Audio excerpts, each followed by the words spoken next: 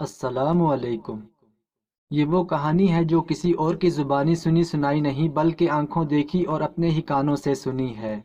فیصل آباد کے الائڈ ہسپتال کی رپورٹ ہمارے سامنے ہے جو ہم آپ کو مریض بیتی کے بعد سنائیں گے۔ 24-25 برس کی لڑکی زیادہ ماہواری آنے سے مشکلات کا شکار ہے۔ الٹراساؤنڈ پہ معلوم ہوتا ہے کہ بچے دانی میں فائبروئڈ نامی رسولی ہے۔ ٹوبہ ٹیک سنگھ کے نواحی دیہات میں رہنے والوں کی پہنچ قریبی قصبے پیر محل تک ہے، سو بچی کو وہیں پرائیویٹ ہسپتال میں لے جایا جاتا ہے۔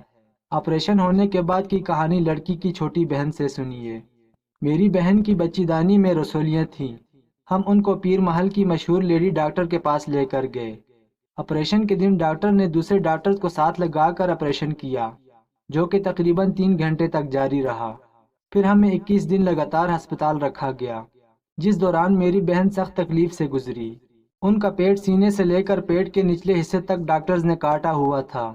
روز پٹی بدلی جاتی جو خون میں بھری ہوتی، ساتھ میں بخار بھی ہونا شروع ہو گیا۔ بہن کی حالت روز بگڑتی جا رہی تھی۔ ہم نے فائل مانگی کہ کسی اور ڈاکٹر کو چیک کروا سکیں، مگر ڈاکٹرز نے انکار کر دیا۔ ایک رات ہم چھپ کر اپنی بہن کو چوری چوری کسی اور ڈاکٹر کے ہسپتال لے گئے۔ انہوں نے میری بہن کے ناک میں نالی ڈالی اور ہمیں الائڈ ہسپتال فیصل آباد بھیج دیا۔ ہمارے پاس آپریشن کارڈ یا کوئی اور کاغذات نہ ہونے کی وجہ سے ہمیں داخل نہیں کر رہے تھے۔ میں، میری بیمار بہن، ابو اور بھائی سب زمین پر بیٹھے رو رہے تھے کہ ایک ڈاکٹر صاحب وہاں سے گزرے۔ مریضہ کی بری حالت دیکھ کر پوچھا کہ کیا ہوا ہے۔ ہمارے بتانے پر انہوں نے فوراً ایمرجنسی میں بھیجا اور پھر آپریشن تھیٹر لے گئے۔ یہاں ضروری ہے کہ مریضہ کا خط روک کر الائڈ ہسپتال کے ڈاکٹر کی کیس ہسٹری آپ کو سناؤں کہ انہوں نے مریضہ کو کس حالت میں پایا۔ 27 اپریل ایمرجنسی میں مریضہ پھولے ہوئے پیٹ کے ساتھ آئی۔ مریضہ کے پیٹ کا آپریشن دیہی علاقے میں ہوا تھا۔ آپریشن نوٹس ہمیں نہیں ملے۔ 29 اپریل ہم نے مریضہ کا پیٹ دوبارہ کھولا۔ آپریشن کے دوران استعمال ہونے والا کپڑا پیٹ کے دائیں حصے میں موجود تھا۔ بڑی آنت کا ایک بڑا حصہ کٹا ہوا تھا، جس کی وجہ سے بڑی آنت گل سڑ چکی تھی۔ بچے دانی بھی انتہائی گلی سڑی حالت میں تھی۔ پیٹ میں ہر عضو آپس میں جڑ چکا تھا۔ ہم نے کپڑا نکال کر بڑی آنت کا گلا سڑا حصہ کاٹ کر علیحدہ کیا اور بچے دانی بھی نکال دی۔ 5 مئی مریضہ کا پیٹ دوبارہ کھولا۔ چھوٹی آنت میں بھی سوراخ ہو چکا تھا، جس کی مرمت کی گئی۔ 25 مئی ویجائنا کے راستے پاخانہ نکلنے لگا۔ پیٹ دوبارہ کھولا گیا۔ آنتوں میں جگہ جگہ سوراخ ہو چکے تھے اور وہ اتنا گل سڑ چکی تھی کہ سینا ناممکن تھا۔ پیٹ کھلا چھوڑ دیا گیا کہ واش روم کرتے رہے۔ دل دہل گیا نا۔ اب مریضہ کی بہن کا بقیہ بیان۔ میں اپنی بہن کے ساتھ الائڈ ہسپتال کے سیپٹک وارڈ میں رہتی تھی۔ ان کے کھلے پیٹ کو دیکھ کر دن رات روتی رہتی۔ پیٹ سے پیشاب اور پاخانہ نکلتا رہتا، جس کی صفائی میں کرتی۔ انہیں 9 بار آپریشن تھیٹر لے کر گئی لیکن آنتیں گل سڑ چکی تھیں۔ ٹانکا لگنا ممکن ہی نہیں تھا۔ ابا سڑک پر رات گزارتے، بارش میں بھی باہر ہی بیٹھے رہتے۔ ایسے ہی 5 ماہ اور 19 دن گزرے۔ باجی کا پیٹ کھلا ہی رہا۔ آخر 6 ستمبر کو بہن کی میت لے کر گھر آ گئے۔ اس کے بعد میں اور ابا ڈپریشن میں چلے گئے۔ جوان بیٹی کے غم سے ابا کو شوگر ہو گئی اور پھر گردے فیل۔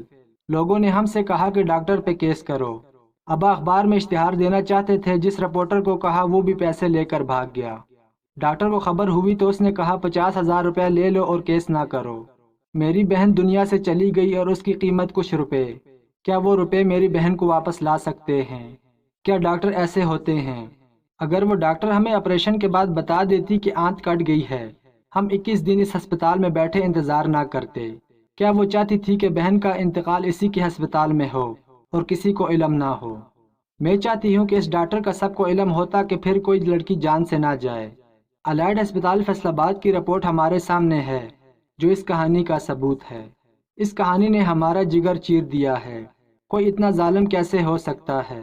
اس بچی کو ہم اتنا ہی کہنا چاہتے ہیں کہ ہم تمہاری بہن کو تو لٹا نہیں سکتے، لیکن تم سب بچیوں کو آگاہی دے سکتے ہیں، جس سے تم جان سکو کہ تمہاری زندگی قیمتی ہے اور تم اس کی حفاظت کیسے کرو گی۔ دیہی علاقوں میں کام کرنے کا موقع ملا اور وہاں کے عام انسان کی زندگی کیڑے مکوڑوں کی طرح پائی، جنہیں کوئی بھی کبھی بھی مسل دیتا ہے۔ حکومتی سطح پہ ان لوگوں کے لیے چھوٹے موٹے اسپتال بنا کر سمجھ لیا جاتا ہے کہ ذمہ داری ختم ہوئی۔ تب چاندنی ہوتی ہے ان لوگوں کی جو وہاں پرائیویٹ ہسپتال کھول کر دھندا کرتے ہیں۔ افسوس کی بات لیکن ڈاکٹر بھی اس بھیانک نظام کا حصہ بن جاتے ہیں۔ السلام علیکم۔ پلاٹوں کے سوداگر قدرت اللہ شہاب صاحب جب جم کے ڈپٹی کمشنر تھے تو ایک دفعہ ایک ریٹائرڈ اسکول ٹیچر ان کے پاس آئے اور اپنی معاشی مشکلات کا ذکر کیا۔ کہا کہ میری 3 بیٹیاں اور میرے پاس اپنا ٹھکانہ بھی نہیں ہے اور نہ اب سوائے پینشن کے کوئی وسیلہ روزگار ہے۔ بچیوں کو رخصت بھی کرنا ہے۔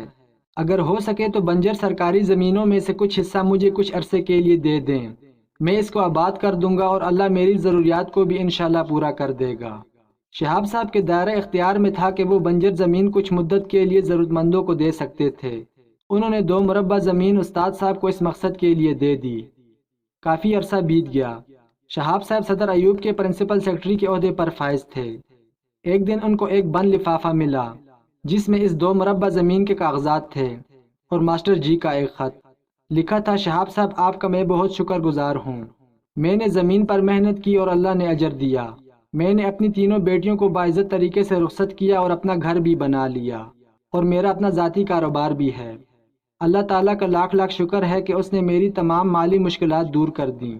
اس لیے میں انتہائی شکریہ کے ساتھ سرکاری زمین کے کاغذات واپس لوٹا رہا ہوں کیونکہ یہ سرکار کی امانت ہیں۔ شہاب صاحب لکھتے ہیں کہ یہ خط پڑھ کر میری آنکھوں سے آنسو رواں ہو گئے۔ اتنے میں صدر صاحب آفس سے فارغ ہو کر میرے آفس کی کھڑکی کے پاس سے گزرے تو میرا سر جھکا دیکھ کر رک گئے اور میری اب دیدہ آنکھیں ان کو نظر آ گئیں۔ مجھے وہ پورا واقعہ بیان کرنا پڑا۔ وہ بہت متاثر ہوئے اور فرمایا کہ تم نے بہت نیک کام کیا اور میں یہ چاہتا ہوں کہ اس زمین کی ملکیت تم لے لو۔ میں نے ان کا شکریہ ادا کیا اور عرض کی کہ اللہ میری تمام ضروریات پورا کر رہا ہے اور دوسرے یہ زمین سرکار کی ملکیت ہے، اس لیے میری معذرت۔ سبحان اللہ، زمین دینے والے بھی ایماندار اور لینے والے بھی ایماندار۔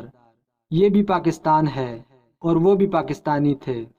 افسوس آج بڑے بڑے لوگوں کو ان کی حیثیت اور ضرورت سے بڑھ کر سرکاری پلاٹ بھی ملتے ہیں، لیکن اس کے باوجود ہر ناجائز حربہ بھی استعمال کرتے ہیں، سفارش بھی کرتے ہیں اور جھوٹ بھی بول کر کوشش کرتے ہیں کہ کچھ پلاٹ اور